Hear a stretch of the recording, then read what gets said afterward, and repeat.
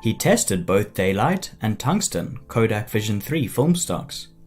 From the sharp, fine grain and saturated 50D to the more sensitive, desaturated 200T, and finally, the film stock they ended up using for most of the film, 500T, which has lower saturation and more prominent film grain.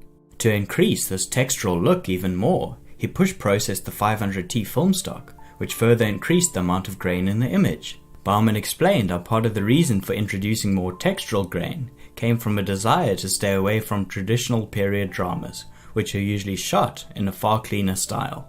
When people think of a period movie, it becomes this beautifully polished, amazingly photographed. I mean, The Crown looks beautiful, but super clean, gorgeous light, and he was clear it couldn't look like that. Another trick which they tested in pre-production to achieve a more desaturated, dirtier look came from using Locon 1 filters.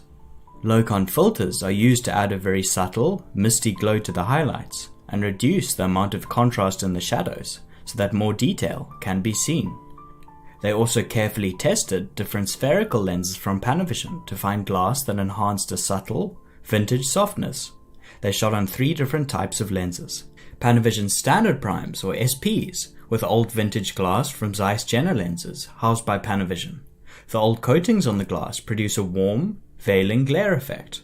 This means the highlights bloom more and create pleasing, softer skin tones. Panavision's super speeds from the 1970s were used for their slightly sharper but vintage lens characteristics, as well as their faster apertures from T1.1 to T2. And finally, they used the more standard Panavision Primos. They have minimal ghosting, higher contrast, and less distortion. Here's a test of a Primo lens showing that even on the ultra-wide 17.5mm focal length, the vertical lines remain straight and barely distort. The pre-production process with his technical team helped Anderson to refine the exact look that he envisioned for the film. Now, let's take a look at how they took the results of these camera tests and applied them to the cinematography in the film.